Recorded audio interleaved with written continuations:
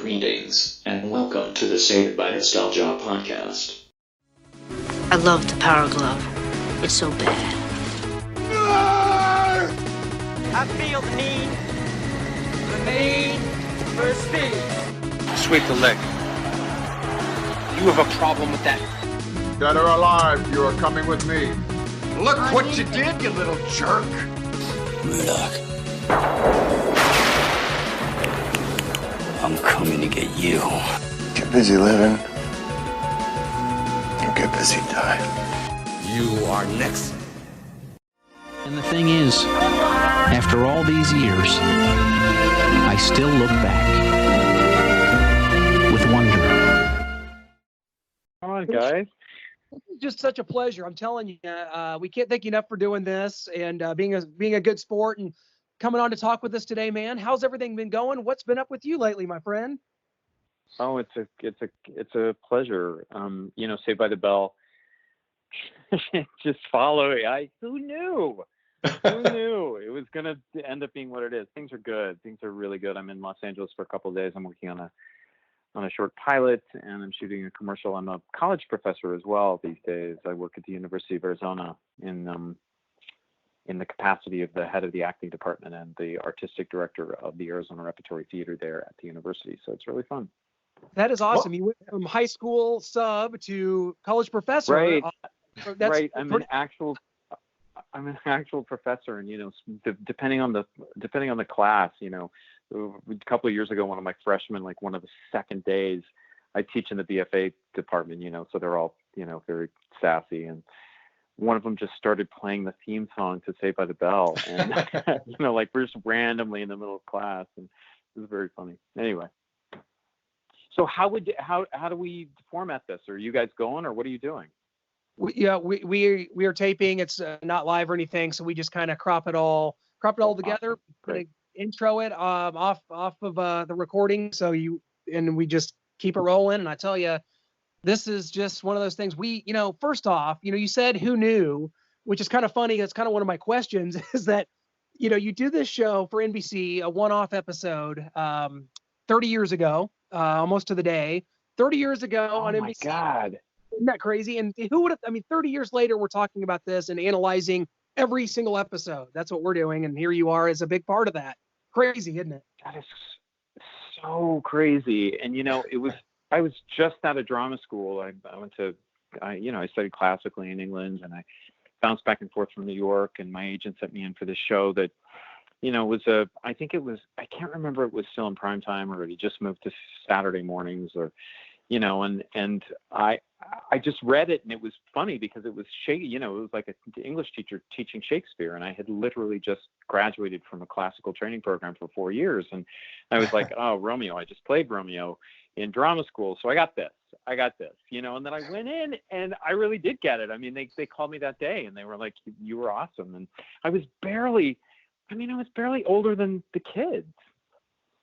So, you know what I mean? The kids that are now unbelievably famous and smart and actualized and still gracious. And I saw Mario Lopez at the Grove a couple of years ago. I was with my daughter, who finds it so compellingly baffling that people pay attention to her dad at all, first of all. And secondly, that Saved by the Bell is still such a lightning rod for me.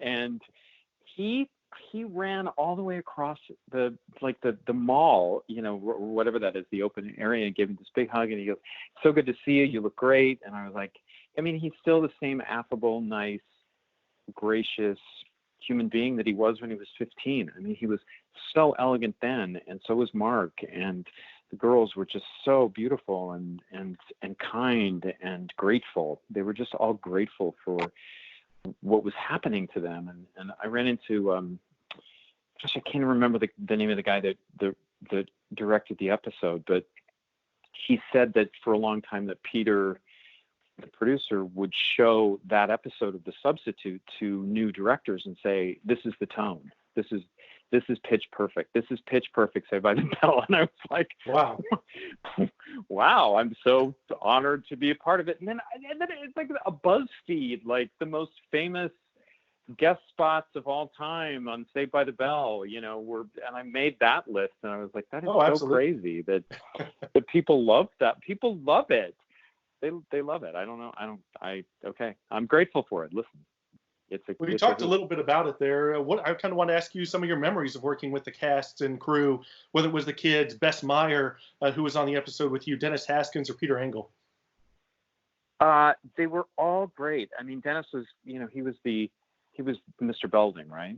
Yes. And he obviously had a different sort of role, especially at that time, just in terms of casts. And I have since worked with, you know, I've been in casts where, you know, I've been a little bit the older one, but I mean, I was the closest to an adult that he was going to get that week. And, you know, obviously Bess coming in and being the other guest star, we were sort of the grown-ups. But I'm telling you that, you know, I was 21 years old or something. I was just really young. And, you know, looking back on it, they were 15, 16 years old. So, but the age difference is exponential when you're that age. And, you know, a peer of mine could be, you know, 5 or 10 years older or younger than me now. So it's that gap closes like a bear trap. It does.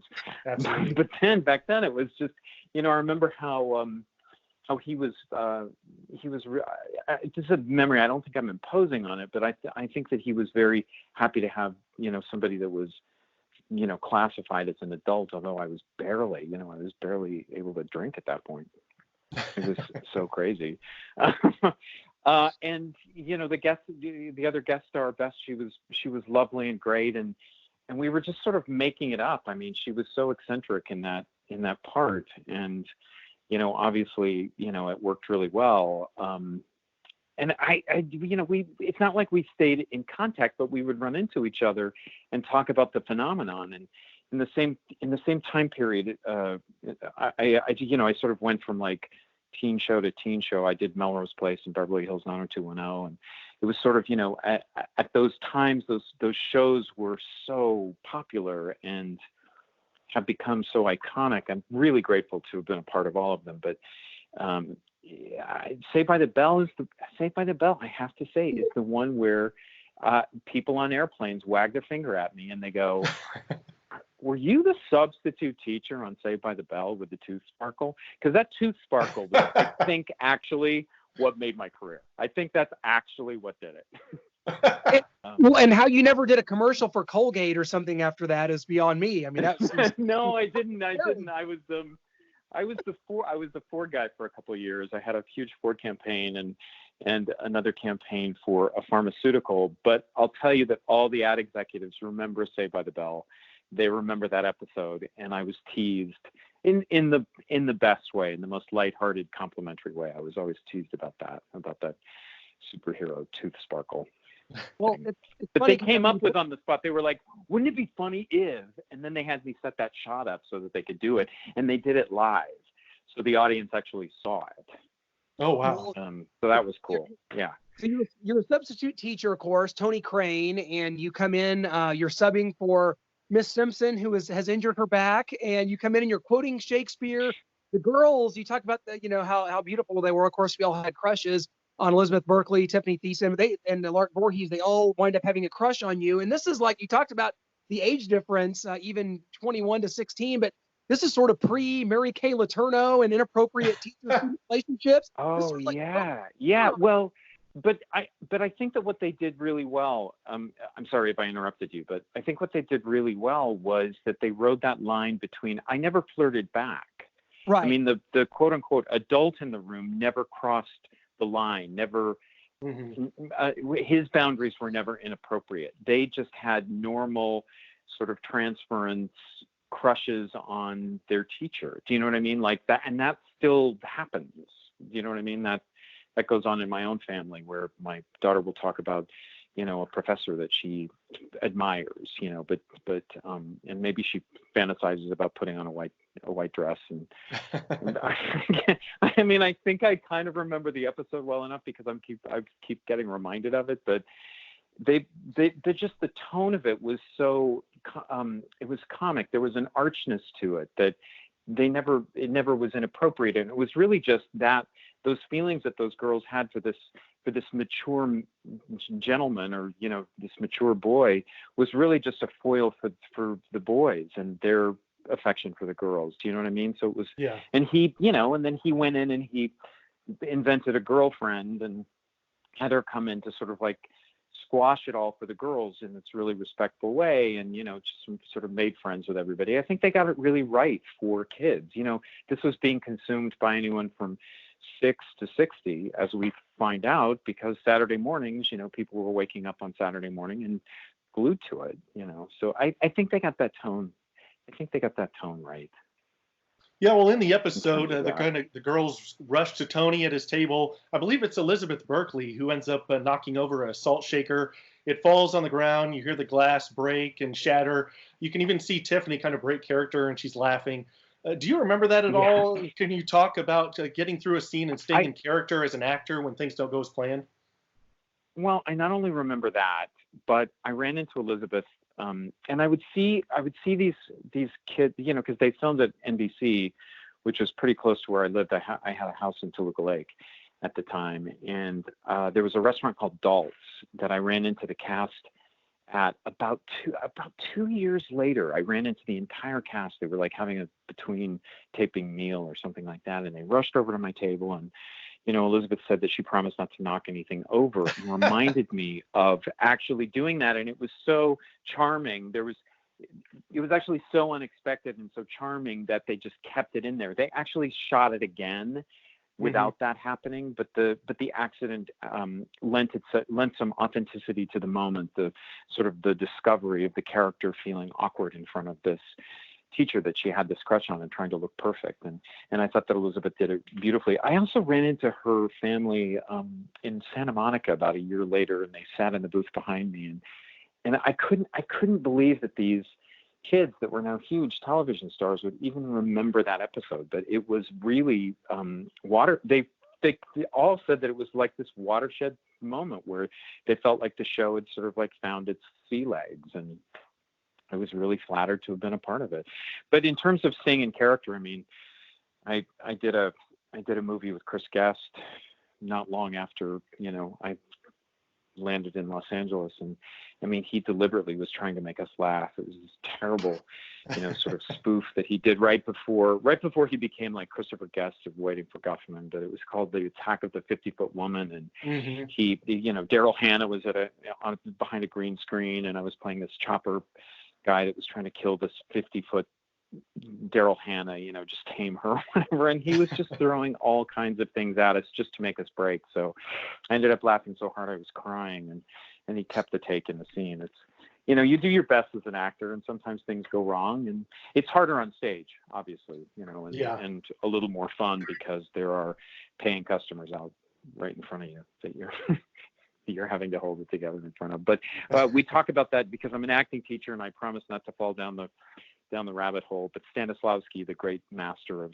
realism, of modern realism, he talked about that as being adaptation. And what was some of the things that I try to teach to my students is the things don't go as expected. But if you're really talking and listening, and you're in the moment, like Elizabeth was during that take, you adapt, and the salt shaker gets spilled and you end up looking clumsy in front of the substitute teacher, and you try to cover for that. And it actually gave birth to a really great moment.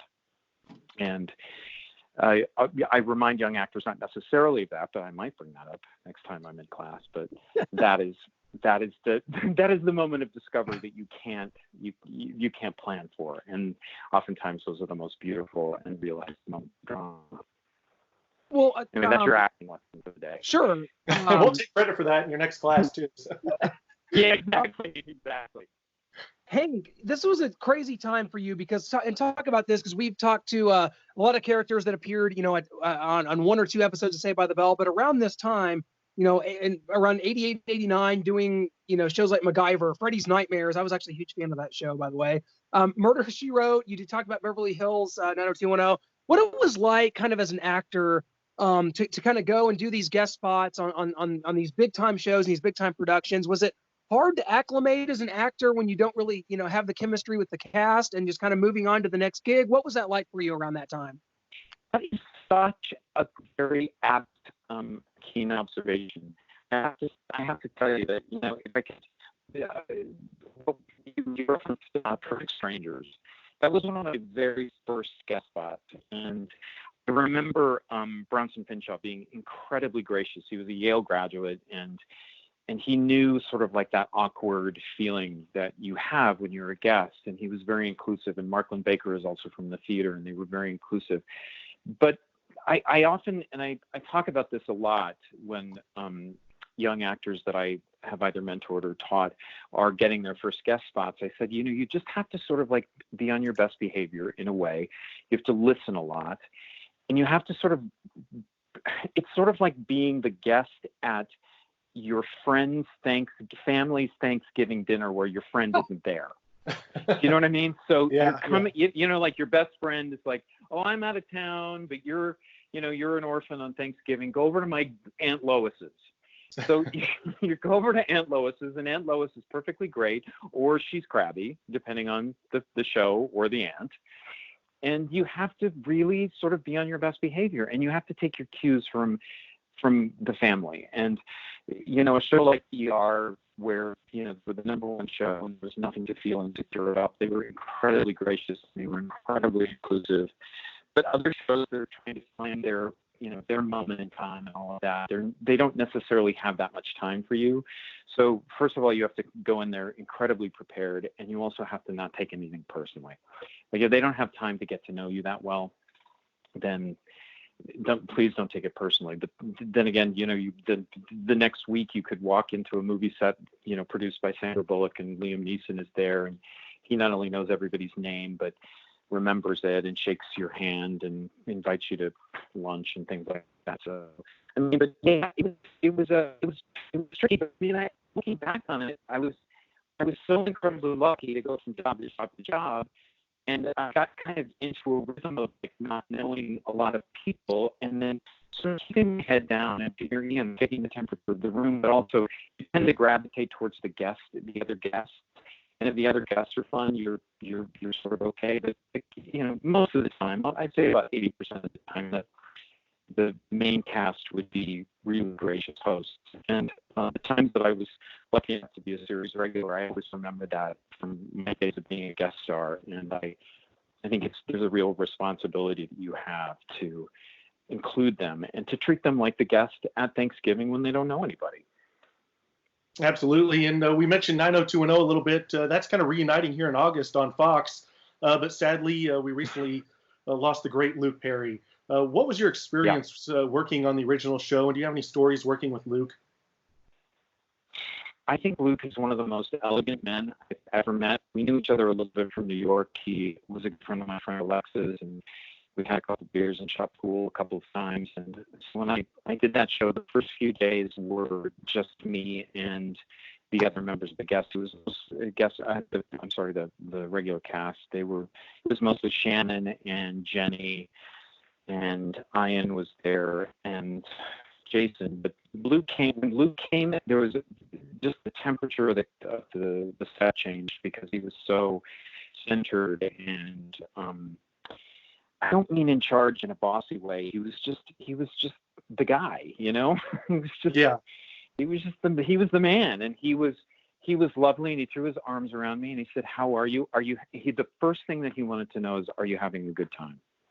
And I said, "I am having a good time." And the other thing about Luke is that he was incredibly well read, incredibly smart, passionate about art and poetry and politics and current events and cuisine. I mean, he was plugged into the caterers. He wanted to know how they made things, and he was just really great. And they had just been literally mauled at the Mall of America. You know, that show had just gone from like 0 to 800,000. It was a huge juggernaut at that time, and it was really heady for them to keep their feet on the ground. And I think Luke did that really well. Luke was amazing. He was just great. And of course, I was having to kiss his quote unquote girlfriend on the show. Exactly. Yeah. Stealing his girlfriend away. Yeah. I was stealing his girlfriend on the show. And you know, so everyone was like, "Ooh, Luke's here," you know, but we were all kids back then, right? We were all just kids. just figuring it out and trying to act like grown-ups. But he was sort of above. He was ahead of everybody. He was ahead of all of us. He was one of a kind. I loved him. Well, Hank, before we let you go, before we get you out of here, I wanted to ask you kind of what some of your favorite roles or projects that you've worked on during your acting career are, whether it's Murder in New Hampshire, co-starring with Helen Hunt, or something else. Yeah, I loved that. That was a big break for me on CBS. Gave birth to a lot of other, shows that I did. I loved being on The Unit. I really enjoyed being on ER. I loved being on Frasier. I loved being on The Closer, written by my good friend James Duff. I think that was some of the best work that I've ever gotten to do on camera, with sort of full three-dimensional characters on television. They're hard to come by. Yeah. But I'm also incredibly proud of my stage work. I was in the original production of Cabaret that was revived at Studio 54, and the Tony Award-winning play called Copenhagen that I did in New York and on tour. And I was also a lead at the Royal Shakespeare Company doing Shakespeare's Lovers, Labour's Lost in 2006 and 2007. And it was a thrill to sort of share backstage space with Patrick Stewart and, some of the great Shakespearean actors of the time. So that was a real career highlight and a thrill, and something that I try to bring into the classroom. And I also just try to remember how grateful I am and how lucky I am to be a working actor, whatever it is, whatever the project is. Well, you know what? It's, your performances and some of the things that, of course, we grew up, we were, just coming up, just kids. Both Noah and I we're about the exact same age, and just seeing you and all these things, it's like it definitely stuck. And you remember that era, and you remember all these wonderful things that you've done. And we just can't thank you enough for going down memory lane and letting us know what you're up to now. Best of luck with the gig going forward in Arizona. Go Wildcats, of course, and we'll definitely stay in touch. If you ever have bear down. Right on. Okay. As long as you're, guys. I really appreciate your time. Thanks so much, Hank. Appreciate it. Okay. All right. Talk to you soon. Bye.